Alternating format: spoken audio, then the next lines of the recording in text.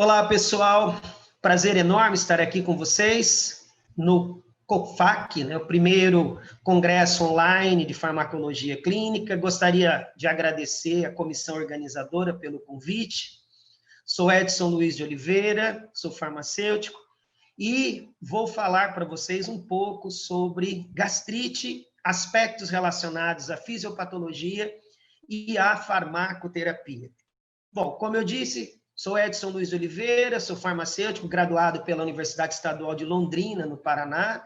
Tenho aperfeiçoamento em farmacologia pela Universidade Federal do Paraná e especialização em fisiologia, mais especificamente fisiologia humana, também pela Universidade Federal do Paraná, local que eu também realizei o meu mestrado em biologia celular e molecular. Atualmente, faço doutoramento em ciências médico-cirúrgicas pela Universidade Federal do Ceará, atuando mais precisamente em gastroenterologia, mais precisamente infecções ou infecção por Helicobacter pylori.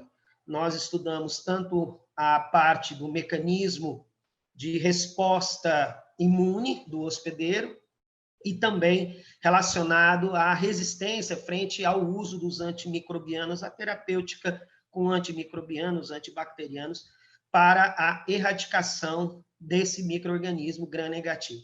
Faço parte da Comissão de Farmácia Hospitalar e Farmácia Clínica do Conselho Regional de Farmácia do Estado de Ceará, ministro aulas na graduação do curso de farmácia e também ministro aulas na pós-graduação de farmácia clínica e prescrição farmacêutica.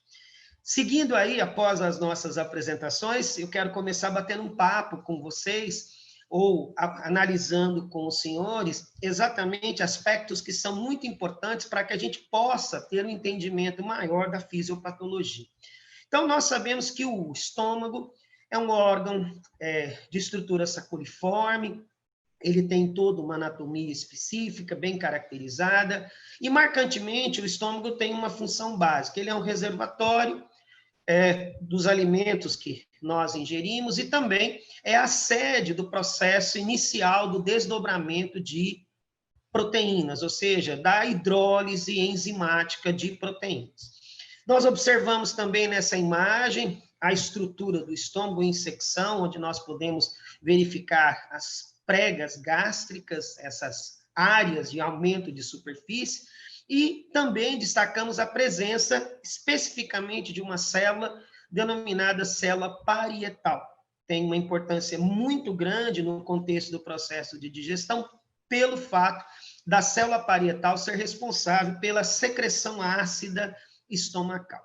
Então, conforme nós podemos verificar nessas duas imagens, nós temos as seguintes particularidades em relação à produção e secreção ácida. Em primeiro lugar, é importante que nós observemos que a produção ácida, ou seja, de ácido clorídrico pelas células parietais, se dá a partir do dióxido de carbono, que está presente no metabolismo oxidativo que ocorre nas organelas chamadas mitocôndrias.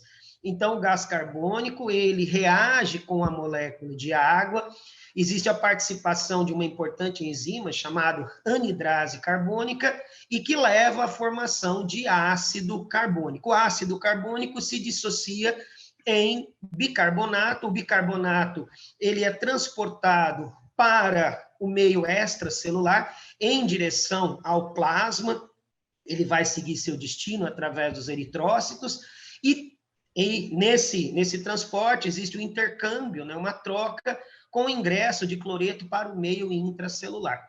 Percebam também que a partir do ácido carbônico são formados prótons. Então, esses prótons, eles são transportados para o lumen gástrico. Então, existe toda uma arquitetura voltada para transportar esse próton H+, para o lumen gástrico. Então, no lumen gástrico, juntamente com o cloro, haverá, portanto, a formação do ácido clorídrico que se dissocia em H+ e cloreto. É importante lembrarmos que o transporte do próton é feito através de uma proteína que está incrustada na membrana da célula. Essa proteína, ela é alvo terapêutico em relação às doenças chamadas ácido dependentes ou relacionadas com a secreção ácida, como é o caso, por exemplo, dos IBPs, os inibidores de bomba de prótons, e também os agonistas inversos H2, aqui destacando a ranitidina. Então, é importante que nós observemos que existe essa proteína, e essa proteína ela é de suma importância no processo de transporte. Nessa imagem, nós observamos também que existem comandos. Então, nós temos a mediação por parte de sinalizadores para determinar a secreção de prótons. Então, os sinalizadores importantes, nós temos a acetilcolina, que ela vem a partir do estímulo do nervo vago, do 10º par de nervo craniano, com a liberação de acetilcolina. A acetilcolina liga-se ao receptor da acetilcolina, que é chamado de receptor M3, e que deflagrará um estímulo positivo, cálcio dependente, para a ativação da bomba de prótons, fazendo com que ela transporte H+, contra o seu gradiente eletroquímico, ou seja, como ela é transportada contra o gradiente, há necessidade, portanto, de um consumo de energia metabólica na forma de moléculas de ATP. É por isso que é chamada de bomba de prótons. Então, o estímulo por acetilcolina dará ou determinará o transporte de prótons para o lúmen celular. Outro estímulo se dá a partir da gastrina. A gastrina, ela é secretada por células específicas, chamadas células G, que estão localizadas aí na região do antro gástrico. Ela se liga ao seu receptor específico, que nós chamamos de receptor da gastrina, ou mais especificamente chamado de CCK, fazendo com que haja também cálcio dependente, um estímulo para a ativação da bomba de prótons. E o terceiro estímulo se dá a partir da histamina, que se liga aos receptores H2 e faz com que a ativação via AMP cíclico leve a um estímulo positivo, fazendo com que a bomba de prótons transporte H+ para o lúmen extracelular ou para o espaço extracelular em direção ao lúmen gástrico. Essa imagem, ela vai mostrar, mais uma vez, exatamente essa dependência de sinalizadores extracelulares e sinalizadores intracelulares. É importante que a gente ressalte também, é importante de destacarmos também, que o estômago é um órgão-chave em termos de secreção ácida. Essa secreção ácida, ela vai ser de suma importância para a ativação do pepsinogênio, também vai ser importante no processo de absorção de ferro, e vai ser importante também para a ativação do fator intrínseco, que resultará lá no intestino, no processo de absorção de vitamina B12. Nós vamos observar que algumas formas de gastrite, chamado gastrite autoimune, acaba comprometendo o processo de absorção de vitamina B12. Um outro dado que é bem relevante, que é importante, é que o estímulo por intermédio da gastrina pode ser exacerbado em determinadas condições. Então, a gastrina, além dela estimular a secreção por ativação da bomba de prótons, pelo mecanismo cálcio dependente, a gastrina também pode provocar hiperproliferação de glândulas gástricas e levar a uma hipersecreção gástrica. É importante lembrarmos também que em algumas condições de excesso de produção de gastrina, o paciente pode evoluir para quadros como, por exemplo, esteatorreia, tá? Em consequência de uma condição de hiperprodução de gastrina. Então, a gastrina é um sinalizador importante. Mas por que nós estamos enfatizando a gastrina? Porque é um dos grandes estímulos de produção e de liberação de H+. E nós, termos terapêuticos, nós temos que inibir duas vias. Nós temos duas vias importantes de inibição. Ou a gente faz a inibição da ligação da histamina, através dos agonistas inversos, exemplo, ranitidina ou a cimetidina também, mas mais precisamente falamos da ranitidina. E também nós temos as substâncias chamadas inibidores da bomba de prótons, omeprazol, esomeprazol, lansoprazol, deslanzoprazol, pantoprazol. e o rabeprazol. São substâncias que apresentam particularidades químicas, tem um grupamento farmacofórico importante, mas os grupamentos substituintes serão de suma importância em termos de determinação de potência. E essas substâncias, os inibidores de bomba de prótons, que nós vamos ver na terapêutica mais adiante, essas substâncias têm a propriedade de se ligar covalentemente a os resíduos de aminoácidos cisteína presentes em determinados pontos da estrutura da bomba de prótons. A bomba de prótons, que é formada por duas subunidades, uma alfa e uma beta. A subunidade alfa é a subunidade catalítica, que é responsável pelo transporte de prótons. E, claro, o mecanismo de transporte transporta próton em co-transporte do potássio. E nós temos a subunidade beta, que ela é regulatória. A subunidade alfa, ela tem 10 segmentos, que são segmentos chamados de segmentos transmembrana, e nesses segmentos nós vamos encontrar 28 resíduos de cisteína.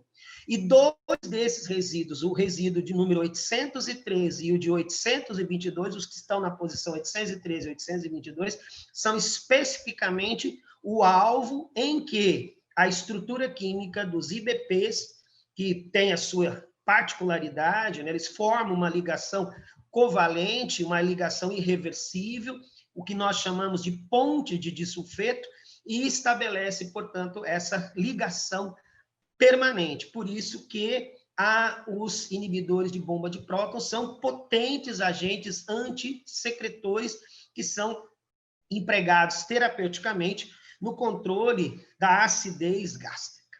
Visto isso, então, nós podemos agora caminhar um pouco mais em direção à parte da fisiopatologia. Então, dentro da fisiopatologia da gastrite, em primeiro lugar, é importante que a gente faça uma definição do que é o evento da gastrite propriamente dito, né? Então, gastrite é um evento de um processo em que nós observamos uma inflamação. É importante que lembremos que gastrite não é sinônimo de dispepsia. Nós vamos ver mais adiante que dispepsia é um outro evento com características particulares. A gastrite em si, ela é marcada por dados morfológicos que estão relacionados com a visualização macro ou ainda microscópica da mucosa gástrica. A gastrite, ela em si, ela é decorrente, né, de vários perfis de lesões ou lesão diante de uma resposta inflamatória, que pode ser aguda. Então, nós teremos células específicas para a resposta aguda, ou ainda crônica, ou pode haver ainda a condição mista. Então, a palavra gastrite, quando ela é empregada clinicamente, ela refere-se a um termo genérico, abrangente, e que estaria relacionado com essas condições em que há ou são observadas lesões na mucosa gástrica. E as características histológicas, a análise histopatológica mostra-nos exatamente um processo de inflamação. A classificação, ela tem, dentro da gastroenterologia, os clínicos usam várias classificações. Nós vamos trabalhar especificamente com a gastrite aguda, que ela pode ser erosiva ou ainda não ser erosiva, ou ainda aquelas que têm uma etiologia específica, vinculada a achados histológicos típicos de algumas patologias, conforme nós iremos observar adiante. Então, a chamada gastrite erosiva aguda, ela geralmente está relacionada à participação de dois agentes químicos, um para fins terapêuticos e outro não.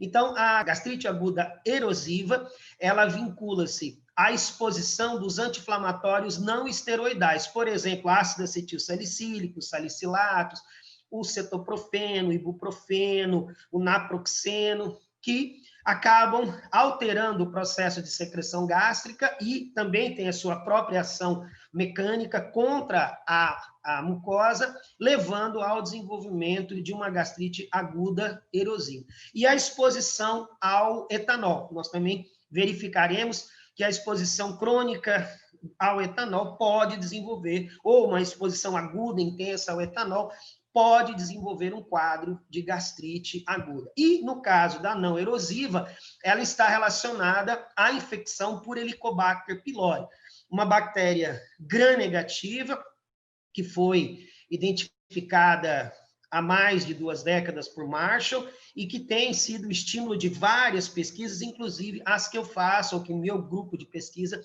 realiza aqui no Hospital de Clínicas da Universidade Federal do Ceará. Nós temos um grupo de pesquisadores, nós temos mestrandos e doutorandos que trabalhamos especificamente com Helicobacter pylori.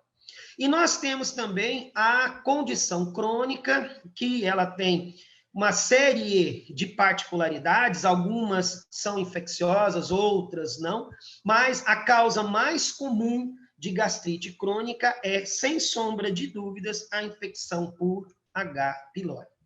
Em termos de descrição, os clínicos usam várias classificações. Então, nós temos classificação geral, em aguda, crônica, ativa, simples, específica, inespecífica, primária e secundária, morfologicamente, e também relacionado às características clínico-etiológico. Por exemplo, eu tenho gastrite alcalina, devido ao refluxo da bile. A bile, ela é alcalina, então pode provocar uma gastrite ali na região junto ao piloro, o antro gástrico, na passagem em relação ao duodeno, pode haver, portanto, o desenvolvimento de um quadro de gastrite alcalina.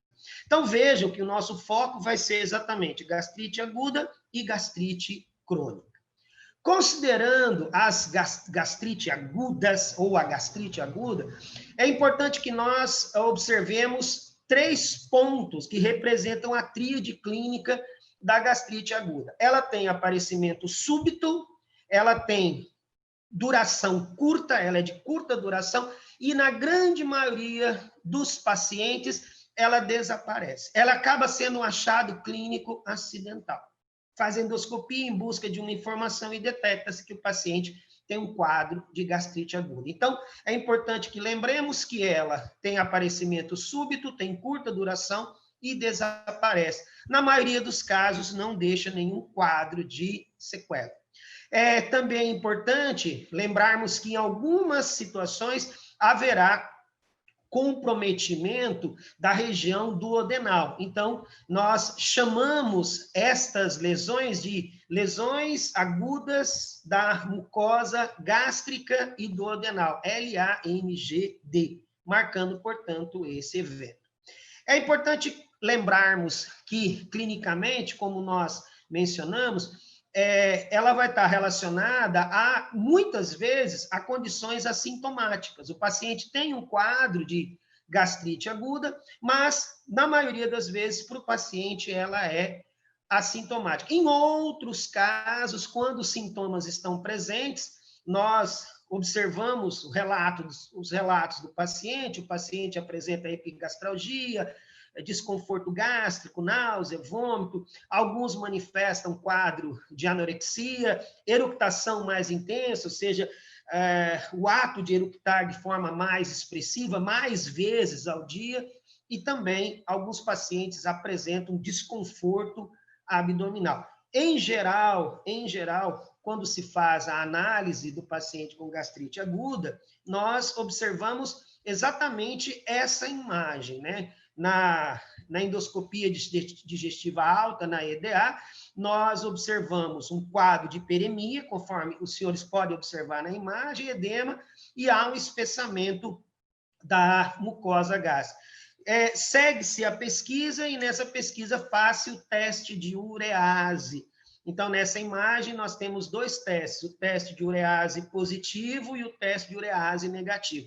A urease é uma enzima que a bactéria produz, é a chave do mecanismo de colonização porque ela precisa de um ambiente que tem um pH diferente do ambiente normal do estômago, que tem um pH baixo, a bactéria precisa de um ambiente que tem um pH um pouco mais alcalinizado, vamos assim chamá-lo. Então, com a urease, a bactéria quebra a ureia, convertendo-a em CO2 e convertendo-a em amônia. Então, a ureia é convertida em CO2 e amônia. A amônia traz o pH para o ambiente mais alcalino. Então, o teste de urease baseia-se exatamente na produção da enzima. Então, aqui nós temos um teste de urease que apresenta um ambiente positivo, então significa dizer que naquele fragmento havia a presença da bactéria, e exatamente um teste negativo. É importante ressaltar que muitas vezes o paciente leva o examezinho de urease para casa e deixa lá numa gaveta. Olha 24 horas, 3, 4 dias depois, ou vários dias depois, verifica que ficou rosa. Isso não é indicativo de positividade. A resposta tem que ser em 24 horas, porque no transcorrer do tempo haverá mudança do indicador de pH. Então, o objetivo do teste de urease é exatamente isso, verificar se a bactéria está presente, ela cliva a ureia, liberando amônia e CO2, ou dióxido de carbono, e a amônia muda o pH, e nesse teste de urease, nessa solução, nós temos um indicador de pH. Então, essa é a característica, ainda falando da gastrite aguda. A gastrite aguda, ela tem uma etiologia marcantemente histológica, né? Quando a gente vai fazer uma análise, nós encontramos ali células inflamatórias agudas, presença de leucócitos ou leucócitos polimorfonucleares, e a mucosa, ela pode estar normal ou até mesmo observarmos a presença de lesões. E várias são as causas que levam à gastrite aguda. Por exemplo, estresse. Estresse, quando a gente diz estresse, nesse caso, é exatamente condições clínicas, por exemplo, traumatismo, cirurgia extensa, paciente passou por uma lesão cerebral com traumatismo, ou ainda uma condição de cirurgia, uma situação de sepsemia, paciente com choque, paciente com insuficiência respiratória, insuficiência renal, hepática, enfim. É uma condição de estresse. E nesse estresse, haverá, portanto, a produção de substâncias relacionadas ao processo inflamatório. Também nesse estresse, observa-se um quadro de isquemia da mucosa, com a produção de espécies reativas de oxigênio, chamados ROS, e com isso ocorre essa agressão à mucosa. Um outro dado importante, né, o álcool também ele induz um quadro de lesões na mucosa, principalmente por estase capilar, comprometimento do fluxo sanguíneo, dilatação, lesão das células endoteliais que revestem os capilares e até mesmo quadro de hemorragia subepitelial. Quando se faz a EDA, né, a endoscopia digestiva alta, verifica-se que a exposição a álcool pode levar a hiperemia, erosões, petequias e exudato purulento. Histologicamente, observa-se a presença de infiltração da lâmina própria por eosinófilos. Esse é um indicativo de que a exposição ao álcool está desenvolvendo um quadro de gastrite aguda. É importante lembrarmos e destacarmos os anti-inflamatórios não esteroidais, né? Nós sabemos que são substâncias que comprometem a mucosa gástrica por interferir na síntese de prostaglandina E2, então existe essa participação, os inibidores da COX acabam comprometendo a produção de prostaglandina E2, ela tem um efeito de inibição em termos de secreção de prótons pela bomba, e também elas vão estimular a liberação de muco. Então, a exposição crônica aos AINES pode levar a alteração de proteção da mucosa gástrica, resultando, portanto, em quadro de gastrite aguda. Em algumas situações, quando há necessidade do uso de AINES, é importante a utilização de protetores gástricos, principalmente emprego aí dos agentes antissecretórios, como é o caso dos IBPs ou dos agonistas inversos H2. E também já pode ser usado também prostaglandinas, embora as mesmas não estejam disponíveis para a utilização em termos de farmácia comunitária, né, utilizada em outros ambientes. As gastrites agudas por agentes infecciosos, nós temos a participação de vírus, de bactérias, de fungos, nós temos algumas situações que são mais raras, como é o caso de infecções por bactérias, embora exista uma condição chamada gastrite aguda flegmonosa, e essa condição é uma condição muito grave, ela é marcada por risco de ocorrência de lesão ou infecção suporativa. O agente principal é o Streptococcus do grupo beta-hemolítico. Nós temos também uma variante chamada enfisematosa, caracterizada pela formação de gases, provocada pela presença de uma bactéria chamada Clostridium perfringens, e a gente também observa uma série de sintomas no paciente. O paciente tem dor abdominal mais intensa, náusea, vômito, febre, calafrio. É observado leucocitose, então no leucograma verifica-se leucocitose e o paciente também manifesta instabilidade hemodinâmica. Então, nesse caso, é necessário fazer uma pesquisa do aspirado gástrico para verificar a possibilidade ou não da presença de agentes infecciosos. É importante lembrarmos que um dos agentes infecciosos que está presente em alguns quadros de gastrite aguda, como nós já havíamos mencionado, é o H. pylori. O H. pylori, ele se dá a contaminação por via oral, essa é a via principal de contaminação. Um dos pontos interessantes é o mecanismo de alteração da atividade da mucosa. Então, ele quer invadir, a bactéria vai buscar a invasão da mucosa, então ela altera toda a dinâmica, o equilíbrio dinâmico da mucosa. Há um quadro de pronunciada hipocloridria, né, que devido ao comprometimento da secreção, porque a bactéria busca um ambiente que seja menos ácido, e essa fase aguda, ela é de curta duração, ela demora de 3 a 4 semanas, depois ela desaparece, né? Então, muitos pacientes passam por essa fase aguda e depois os sinais desaparecem. Em geral, né, ao tempo de incubação da infecção por H. pylori, que ocorre, curiosamente, na infância, né? A maioria dos casos ocorre a contaminação na infância, o indivíduo volta a recontaminar-se na vida adulta, mas a contaminação primária, né, a primo-infecção se dá na infância por volta do 5º ano de vida. O paciente, quando tem um quadro de gastrite aguda de natureza infecciosa, ele tem dor epigástrica, náusea, vômito, cialorreia, ou seja, ele tem muita produção de saliva, a halitose é uma particularidade também, o paciente pode ter cefaleia e astenia. São alguns sintomas relacionados com a ocorrência da infecção por H. pylori. E a gente observa que há quadros de outros agentes infecciosos, como é o caso, por exemplo, de vírus, mas são poucos estudados, fungos, principalmente em pacientes que estão imunossuprimidos ou pacientes que estão submetidos à terapêutica com corticosteroides ou quimioterápicos. Nós observamos também a participação de infecção fúngica por cândida em portadores do vírus HIV, pacientes que foram transplantados de medula ou de outros órgãos, é importante lembrar.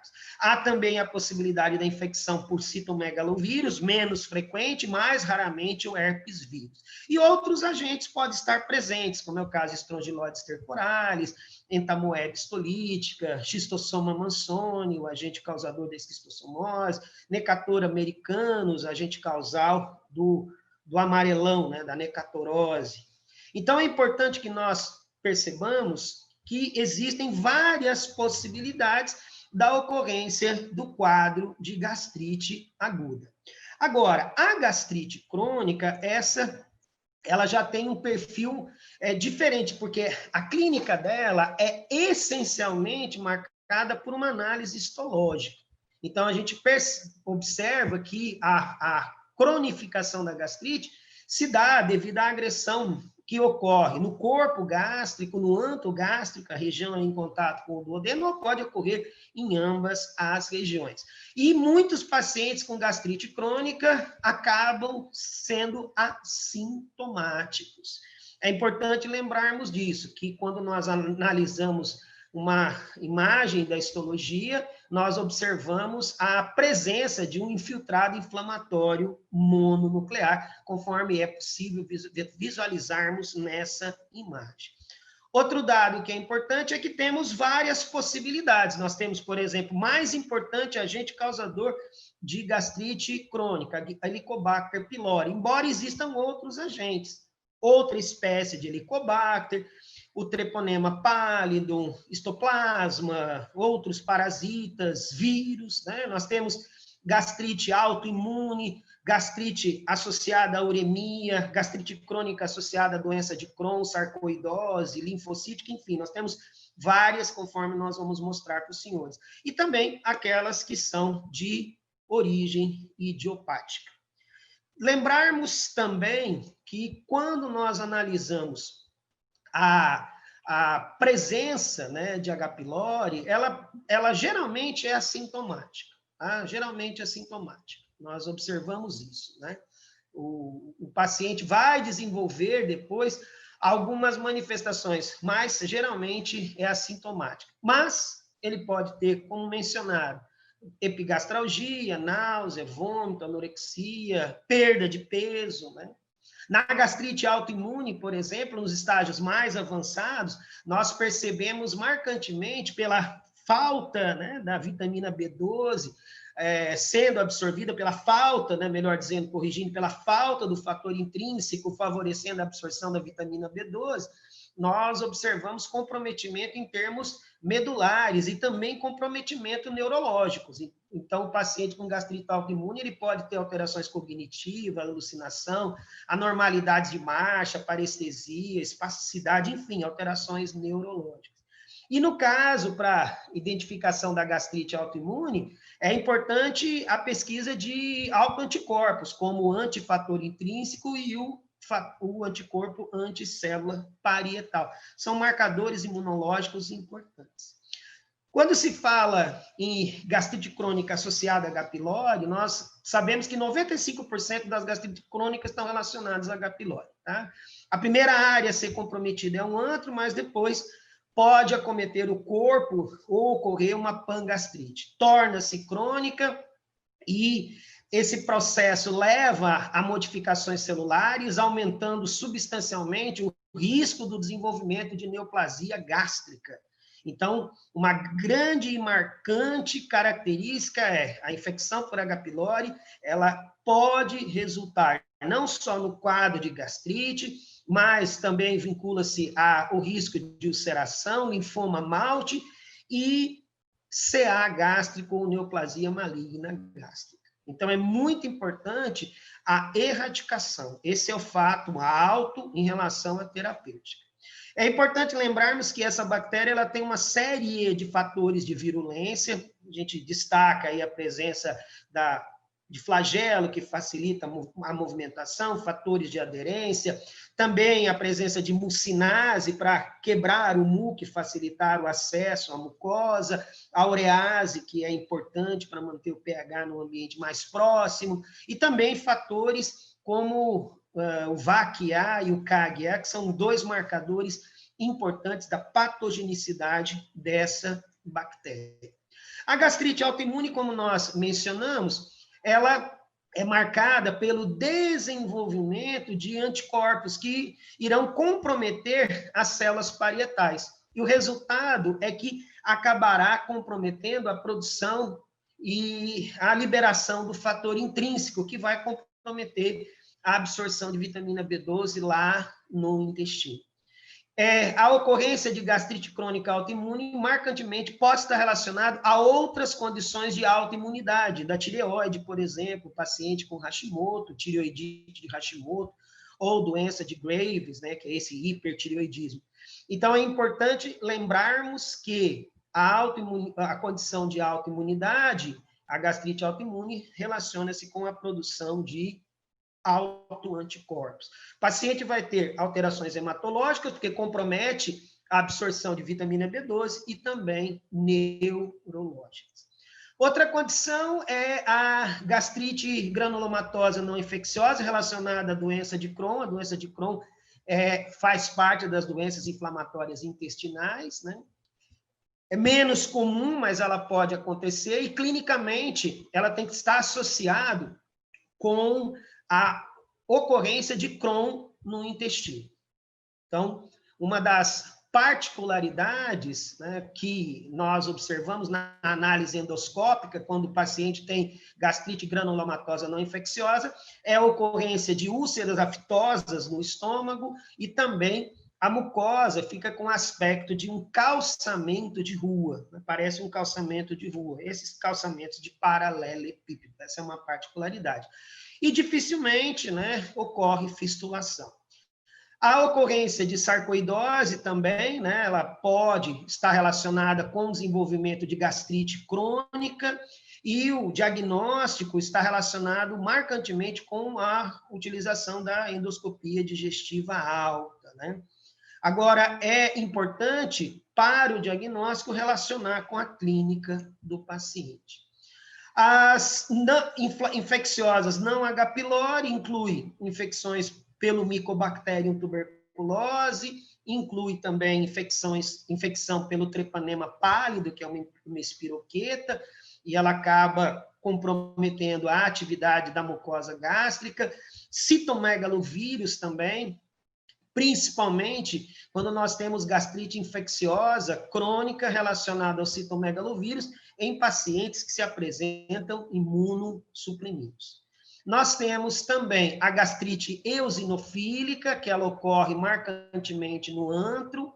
Agora, para o diagnóstico, é necessário verificar se o paciente não tem histórico de asma, urticária, rinite. O paciente também pode ter um quadro celíaco, pode ter intolerância a alimentos, ou seja, é uma condição relacionada com a presença de eosinófilos. Os sintomas são dor epigástrica, saciedade precoce, desconforto pós-prandial, náusea, vômito. O paciente pode ter até mesmo hemorragia digestiva e anemia.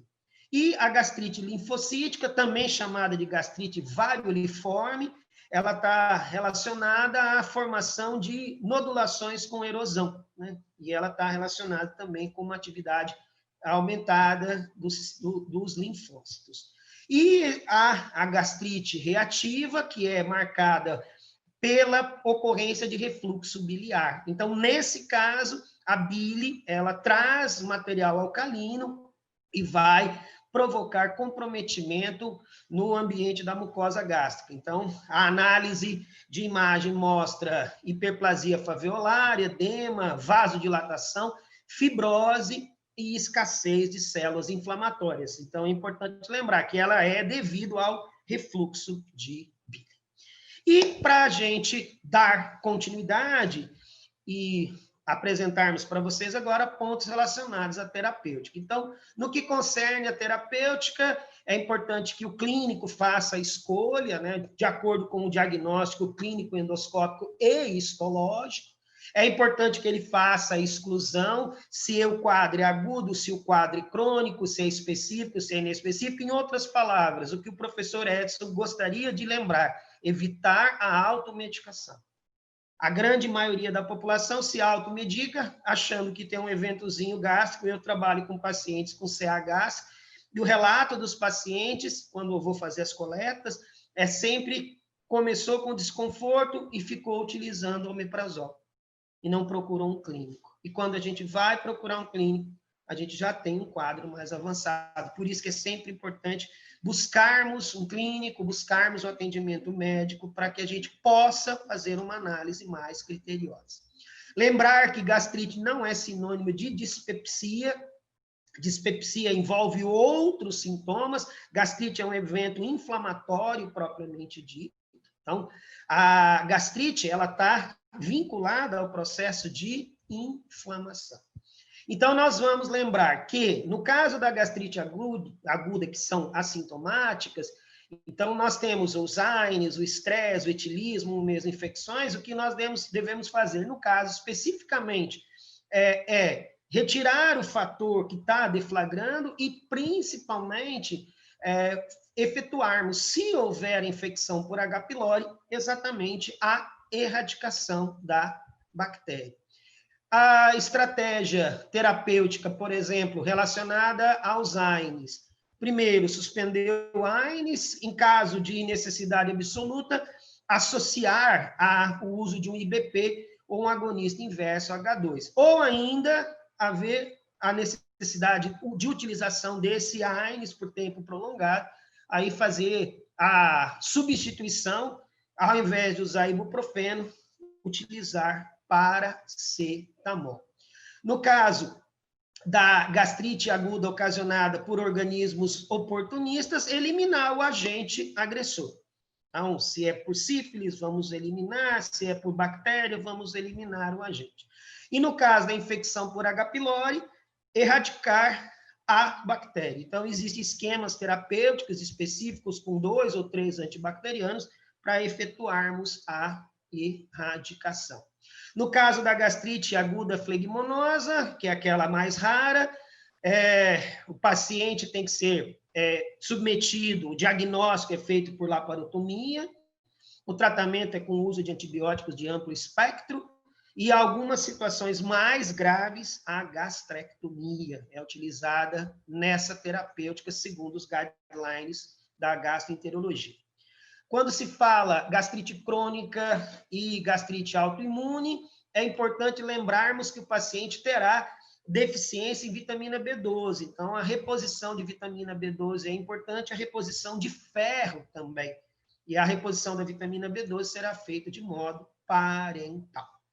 A gente deve lembrar que, no caso da gastrite reativa, aquela relacionada ao refluxo biliar, é feita uma manobra cirúrgica que é utilizada para reduzir esse refluxo de bile da região do duodeno para a região do antro gástrico. Lembrando que essa gastrite de refluxo ela não é inflamatória.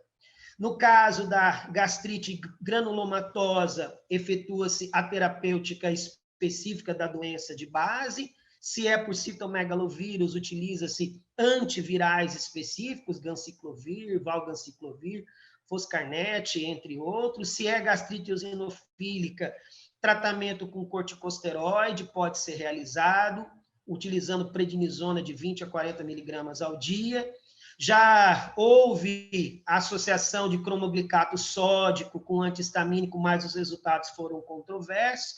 E em formas mais graves de gastrite eosinofílica, utiliza ciclosporina e ciclofosfamida como agentes para diminuir a resposta eosinofílica. E no caso da gastrite linfocítica, não há terapêutica específica, já utilizaram cromoglicato sódico e corticosteroide, mas não houve resposta que tenha alcançado êxito. É um pouco mais complicado essa condição.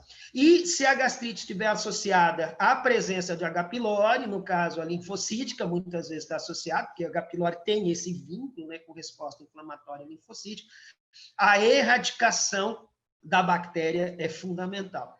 E se estiver associado com a condição celíaca, a restrição ao glúten também reduz substancialmente os sintomas relacionados à gastrite linfocítica.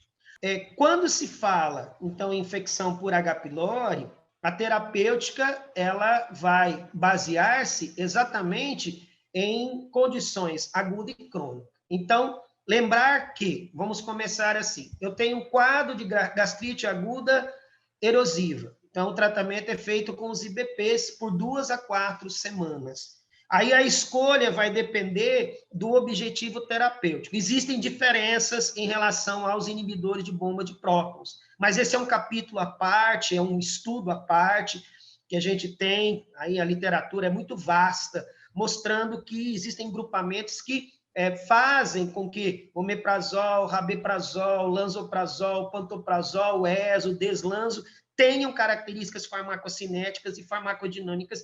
Dinâmica não porque o resultado é o mesmo, mas a farmacocinética é diferente, o efeito é diferente, a potência é diferente.